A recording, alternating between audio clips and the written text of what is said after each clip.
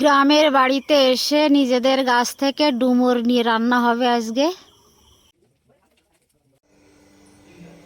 ডুমুর কেটে ধুয়ে নিয়েছি, কড়াইতে জল দিয়ে দিলাম, ডুমুরগুলো সিদ্ধ করে নেব। লবণ, জলে উবাল এসে গেল, ডুমুরগুলি দিয়ে সিদ্ধ করে নেব।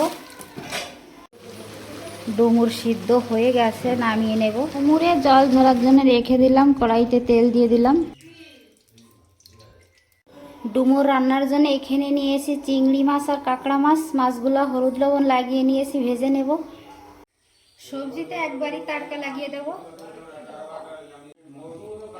জিরা,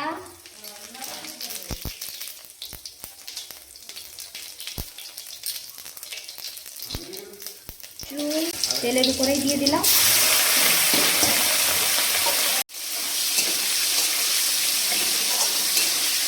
মাছ ভাজি হয়ে গেছে, তেজপাতা দিয়ে দিলাম।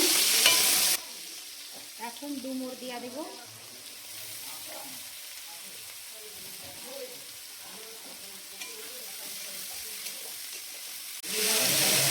দিলাম স্বাদ মতো লবণ, হলুদ। 5 মিনিটের জন্য ডোঙা দিয়ে ঢাকা দিলাম। ঢাকনা সরিয়ে নিলাম।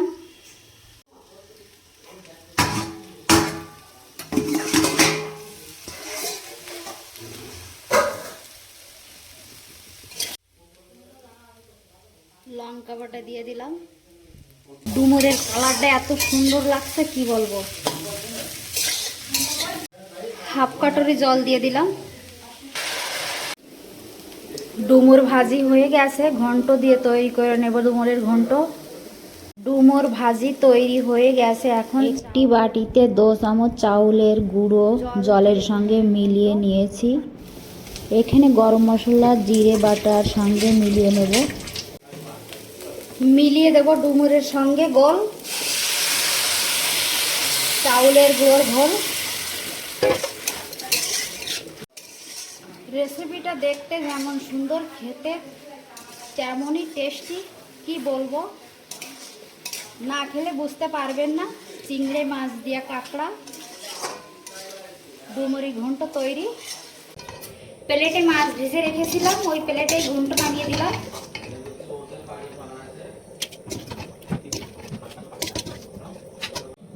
ঘন্ট নামিয়ে দিয়েছি, খাওয়ার জন্য তৈরি।